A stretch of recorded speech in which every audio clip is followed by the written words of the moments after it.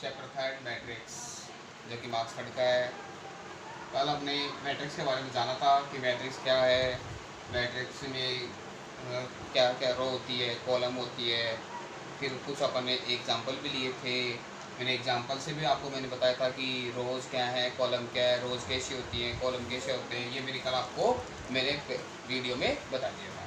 फिर भी आज के वीडियो में मैं एक मैट्रिक्स का एक एग्जांपल और लेके आपको और समझा रहा हूँ कि इसमें क्या क्या होती है। देखिए, ये अपनी मैट्रिक्स है और अब इस मैट्रिक्स के ये अपना बिगर ब्रैकेट है और ये जो बिगर ब्रैकेट है इसके अंदर मैट्रिक्स के क्या लिखे जाते हैं, एलिमेंट लिखे जाते हैं।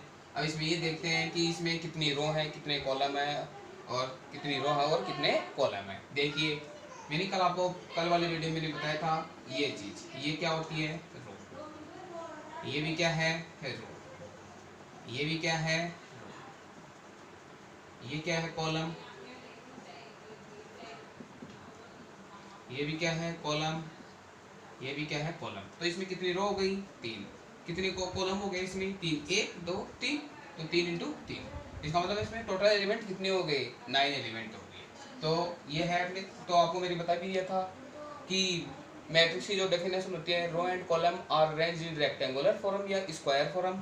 तो ये कौन सा फॉर्म हुआ, स्क्वायर फॉर्म हो गया। क्यों, क्योंकि इसमें रो भी तीन है और कॉलम भी क्या है, तीन है। तो इसका मतलब जो इक्वल आती है ना, जो इक्वल चीज आती है तो उसे अपन क्या बोलते हैं, स्क्वायर फॉर्म। तो ये मैट्रिक्स का कौन सा फॉर्म आ गया, स्क्वायर फॉर्म आ गया। अगर इनका ऑर्डर अलग अलग हो तो वो मैट्रिक्स का कौन सा ऑर्डर, कौन सा फॉर्म होगा, रेक्टेंगुलर फॉर्म होगा। अब आगे के देखते हैं, आगे का इंट्रोडक्शन, आगे के देखते हैं आगे क्या है, ऑर्डर ऑफ मैट्रिक्स।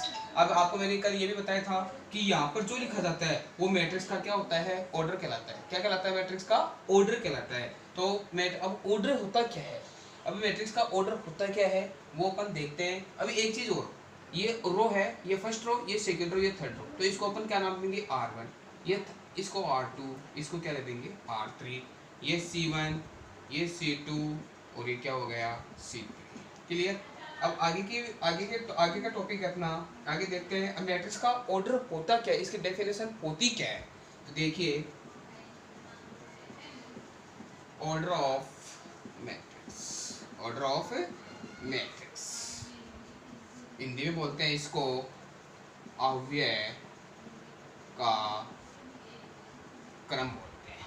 क्या बोलते हैं इसको, अव्यय का क्रम बोलते हैं। डेफिनेशन क्या होती है, if a matrix is having, if a matrix is having n rows and n column, m rows and n columns, then we say order of matrix m by n. order of matrix is denoted by m cross n. अब आगे देखेंगे order of matrix, अवयव का क्रम होता क्या है। तो आपको ध्यान रखना है, हिंदी में डेफिनेशन क्या होते हैं, जिसमें m तो रो हो, m पंक्ति, m रो का मतलब m पंक्ति और n कॉलम यानी n स्तंभ हो, वो क्या कहलाता है, मैट्रिक्स का ऑर्डर ऑफ मैट्रिक्स कहलाता है। इंग्लिश में डेफिनेशन क्या अपनी, if a matrix is having m रोज यानी m पंक्ति एंड n कॉलम्स यानी n स्तंभ, then we say order of matrix m by n, यानी पहले रो आता है फिर क्या आता है अपने पास, column. Order of matrix is denoted by, क्या लिखा जाता है, m क्रॉस n लिखा जाता है। तो देखिए, अब इसका एग्जांपल लेते हैं, ऑर्डर ऑफ मैट्रिक्स। अब मैंने आपको फॉर एग्जांपल के तौर पे ये देखिए कि एग्जांपल होता क्या है इसका, ऑर्डर ऑफ मैट्रिक्स कैसे, जैसे ये अपनी मैट्रिक्स है। अब इसमें कितनी रो है, 1 2 3 3, 1 2 3 3 कॉलम। तो ये इसका क्या हो गया, ऑर्डर ऑफ मैट्रिक्स हो गया। यानी कहने का मतलब अपने पास मैट्रिक्स में ज्यादा से ज्यादा कितनी रो हो सकती है, m, और ज्यादा से ज्यादा कॉलम कितने हो सकते हैं, n कॉलम हो सकते हैं। तो ये इसकी डेफिनेशन होगी। तो मैट्रिक्स की डेफिनेशन, ऑर्डर ऑफ मैट्रिक्स की definition, if a matrix is having m rows and n columns, then we say order of matrix m by n। तो ऑर्डर ऑफ मैट्रिक्स को लिखा जाता है, ये मल्टीप्लाई में लिखा जाएगा। तो ऑर्डर ऑफ मैट्रिक्स को क्या लिखेंगे, m क्रॉस n, यानी अपने पास मैक्सिमम कितनी रो हो सकती है m, और कितने कॉलम हो सकते हैं n कॉलम हो सकते हैं। तो ऑर्डर ऑफ मैट्रिक्स ये इसके पूरी मैट्रिक्स लिखने के बाद में ये मल्टीप्लाई फॉर्म, ये क्या कहलाता है इसका मैट्रिक्स का ऑर्डर। सबसे पहले मैट्रिक्स देखने के लिए आपको सबसे पहले मैट्रिक्स का ऑर्डर का ही पता लगाना पड़ेगा कि अपनी मैट्रिक्स कितने ऑर्डर की है। तो एग्जांपल देखिए, ऑर्डर ऑफ मैट्रिक्स का एग्जांपल ये जैसे मैंने फॉर एग्जांपल के तौर पे ये बता ही दिया आपको, लेकिन अपन एग्जांपल और देखते हैं कि ऑर्डर ऑफ मैट्रिक्स का लिखने का तरीका क्या है। देखिए जैसे A equals to AIJ short form m cross I किसको निरूपित करेगा यहाँ पे, रो को, J किसको डिनोट करेगा यहाँ पे, कॉलम को। तो अपने पास इसका शॉर्ट फॉर्म ये है A equal to AIJ m cross n, ये इसका ऑर्डर ऑफ मैट्रिक्स हो गया। अब इसका लॉन्ग फॉर्म लिखते हैं कि लॉन्ग फॉर्म कैसे लिखा जाएगा, A इक्वल्स टू, देखिए A11 A12 A13 dot dot dot A1n, फिर लिखेंगे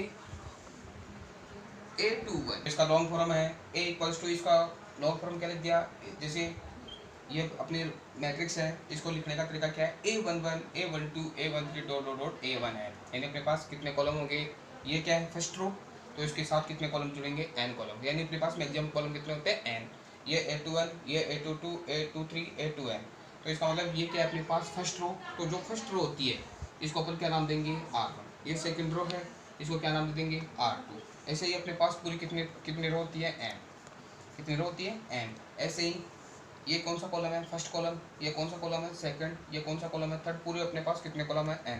तो अपने पास जो ऑर्डर ऑफ मैट्रिक्स होता है वो कितने ऑर्डर का होता है, m क्रॉस n मैट्रिक्स का होता है, यानी अपने पास m क्रॉस n ऑर्डर का होता है। कहने का मतलब है m के रिप्लेस पे 1 भी आ सकता है, 2 भी आ सकता है, 3 भी आ सकता है। तो ऑर्डर तो कितने हो सकता है, लेकिन मैक्सिमम ऑर्डर कितना हो सकता है अपने पास, m क्रॉस n हो सकता है। तो ये इसका लिखने का तरीका है। अब देखिए ये A11 है, ये जो A11 है इसको क्या लिखेंगे, क्या बोलेंगे, फर्स्ट रो फर्स्ट कॉलम।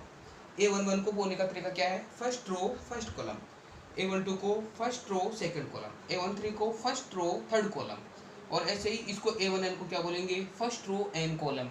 ऐसे ही A21 को क्या बोलेंगे, second row first column, second row second column, second row third column, और सेकंड रो n कॉलम। अपने पास n कॉलम होते हैं, ऐसे ही ऐसे चलता रहेगा। और इसको क्या बोलेंगे, m row first column, m row second column, m row third column, ऐसे ही m रो n कॉलम। तो इस प्रकार लास्ट में अपने पास क्या प्राप्त हो गया, m cross n।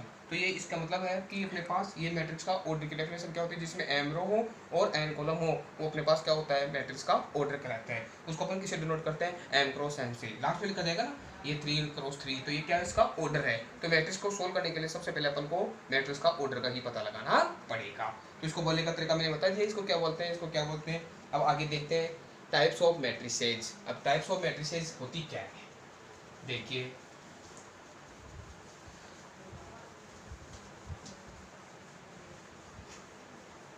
Types of matrices, matrix अलग अलग टाइप की होती है। तो होती क्या है ये देखना पड़ता है अपन को। Types of matrices,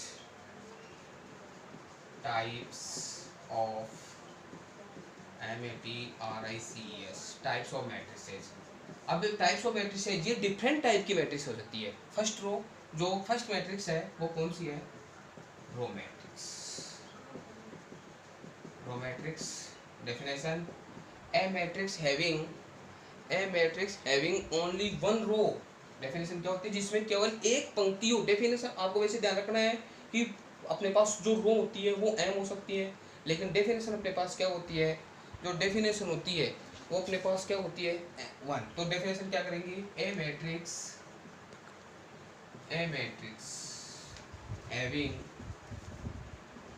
matrix having only one row or row matrix. क्या होती है, रो मैट्रिक्स। डेफिनेशन क्या होती है, a matrix having only one row, जिसमें केवल एक ही रो हो, उसे अपन कौन सी मैट्रिक्स बोलते हैं, रो मैट्रिक्स। वैसे आपको ये ध्यान रखना है कि अपने पास केवल एक ही रो नहीं होगी, अपने पास मैक्सिमम रो कितनी हो सकती है, m हो सकती है, लेकिन ये डेफिनेशन है। आई बात समझ में। फॉर एग्जाम्पल देखिए, a equals to AIJ 1 cross n, यानी 1 तो रो होगी, n कॉलम हो सकते हैं अपने पास। जैसे एग्जांपल और देख लेते हैं, 1 2 3। कितनी रो है अपने पास? 1। इस तरह कितने होंगे? कॉलम कितने हैं? 1 2 3। ये कितने ऑर्डर की मैट्रिक्स है? 1 क्रॉस 3 की। ऐसे ही अपने एग्जांपल और देखते हैं। b equals to 2 3। कितनी रो है अपने पास? 1। तो इस कॉलम कितने हैं? 1 2, तो 1 क्रॉस 2। तो ये इसके एक एग्जांपल है। आगे का एग्जांपल और देखते हैं। आगे के दूसरा जो मैट्रिक्स का जो टाइप्स है, दूसरा टाइप्स है वो होता है column matrix.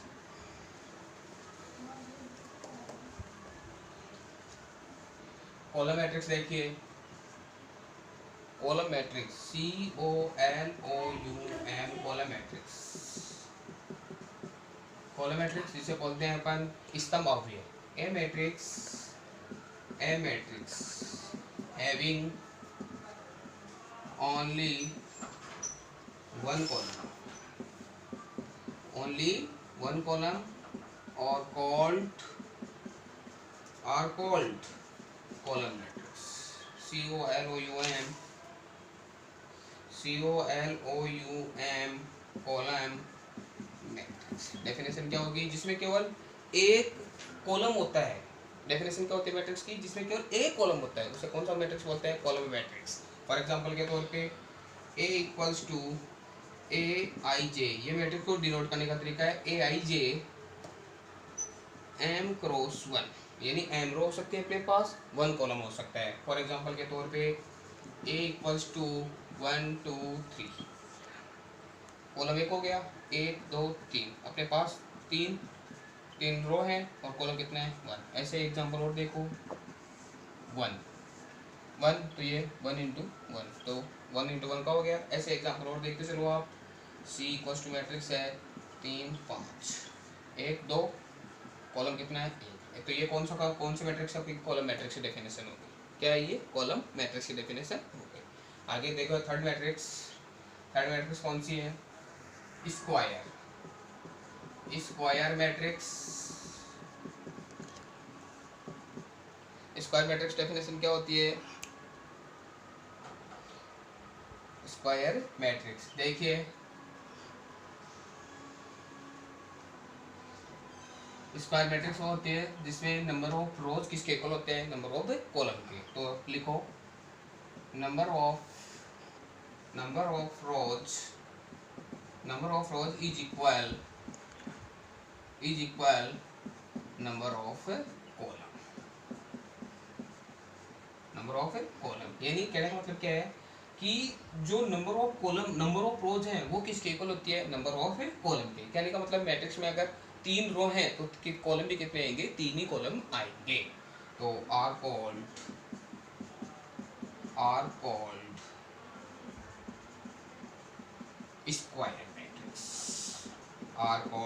Square matrix. For example AIJ M cross n। For example A equals to 2 3 4 5, 1 2, तो नंबर ऑफ रोज किसके इक्वल है? नंबर ऑफ कॉलम के। तो इसका मतलब ये एग्जांपल हो गया। ऐसे और एग्जांपल देख लेते हैं। 3 5 6 7 8 9 10 11 12, कितने हैं इसमें? 3 इंटू 3। कहने का मतलब है जो नंबर ऑफ रोज है वो किसके इक्वल है? नंबर ऑफ कॉलम के इक्वल है। तो ये कौन सा डेफिनेशन होगी अपने पास? स्क्वायर मैट्रिक्स से डेफिनेशन होगी। अब आगे की जो डेफिनेशन आएंगी वो स्क्वायर मैट्रिक्स से रिलेटेड ही डेफिनेशन आ रही है अपने पास। तो देखिए स्क्वायर मैट्रिक्स से रिलेटेड डेफिनेशन क्या है आगे, जैसे स्केलर मैट्रिक्स, डायगोनल मैट्रिक्स, ये आएंगे। तो सबसे फर्स्ट अपन कौन सी मैट्रिक्स देखेंगे? डायगोनल मैट्रिक्स से डेफिनेशन देखेंगे। देखिए आगे की मैट्रिक्स देखते हैं। Diagonal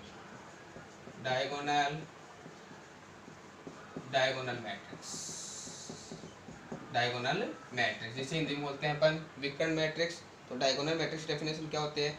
A square matrix is called diagonal matrix if, देखिए अब देखते हैं, a square matrix is called diagonal matrix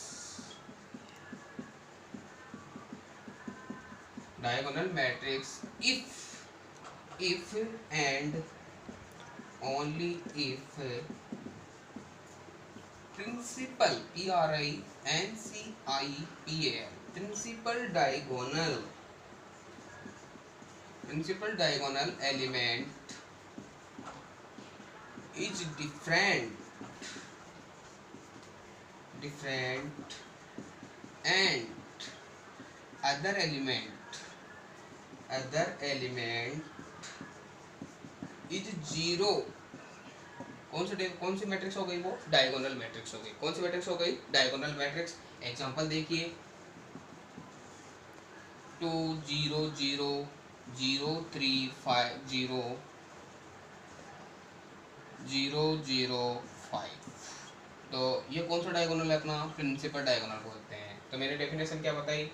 A square matrix is called diagonal matrix if and only if principal diagonal element और different and other element is zero. तो ये principal diagonal है। ये कौन सा मेन एलिमेंट है? ये कौन सा डायगोनल है? लास्ट एलिमेंट, यानी लास्ट का है। तो ये मेन है प्रिंसिपल डायगोनल। कौन सा है ये? प्रिंसिपल डायगोनल इसको बोलते हैं। तो प्रिंसिपल डायगोनल के एलिमेंट तो क्या इसमें डिफरेंट है, और बाकी के एलिमेंट क्या है? इसमें जीरो हो गए। बाकी के एलिमेंट क्या है? इसमें जीरो। तो इसका मतलब ये कौन से मैट्रिक्स हो गए अपने पास? Diagonal matrix. तो इसमें कितनी रो है? 1 2 3। कितने कॉलम है? 1 2 3, क्योंकि ये स्क्वायर मैट्रिक्स से रिलेटेड है। तो इसका मतलब इसमें कॉलम, नंबर ऑफ रोज और number of column are equal होंगे। तो ये क्या होगी? अपने पास डायगोनल मैट्रिक्स हो गई। आई बात समझ में? ये लास्ट डायगोनल बोलते हैं इसको। तो ये तो लास्ट डायगोनल है, ये प्रिंसिपल डायगोनल। मेन डायगोनल यही बना देता है इसमें। आगे देखिए, आगे कौन सी मैट्रिक्स है? Scalar matrix. A square matrix is called scalar matrix if and only if principal diagonal element are same and other element is zero। तो देखिए स्केलर, SCALAR स्केलर मैट्रिक्स, जिसे हिंदी में बोलते हैं अपन अदिश आव्यय। A square matrix is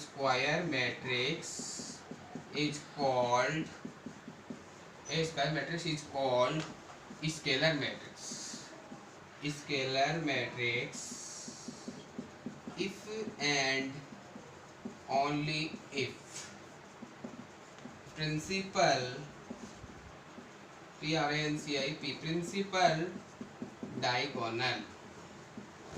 principal diagonal element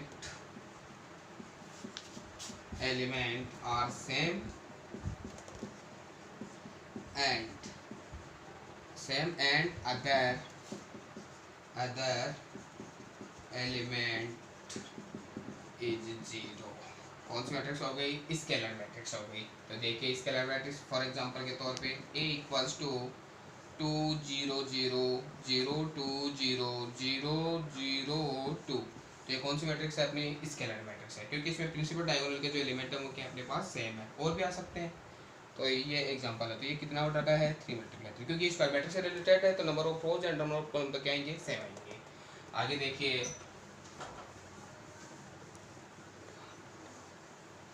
आगे देखिए, हाँ, आइडेंटिटी मैट्रिक्स या यूनिट मैट्रिक्स। देखिए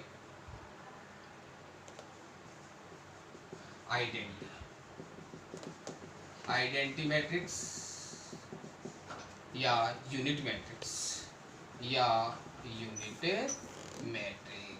जैसे हिंदी में क्या बोलते हैं? इकाई मैट्रिक्स। कहने का मतलब आप यही समझो, जिसमें प्रिंसिपल डायगोनल के एलिमेंट क्या हो? 1 हो। प्रिंसिपल डायगोनल के एलिमेंट क्या हो? 1 हो। उसे अपन क्या बोलते हैं? आइडेंटिटी मैट्रिक्स या यूनिट मैट्रिक्स बोलते हैं। यूनिट 1 तो a square matrix is called identity matrix, IDENTI identity matrix oblique unity matrix if principal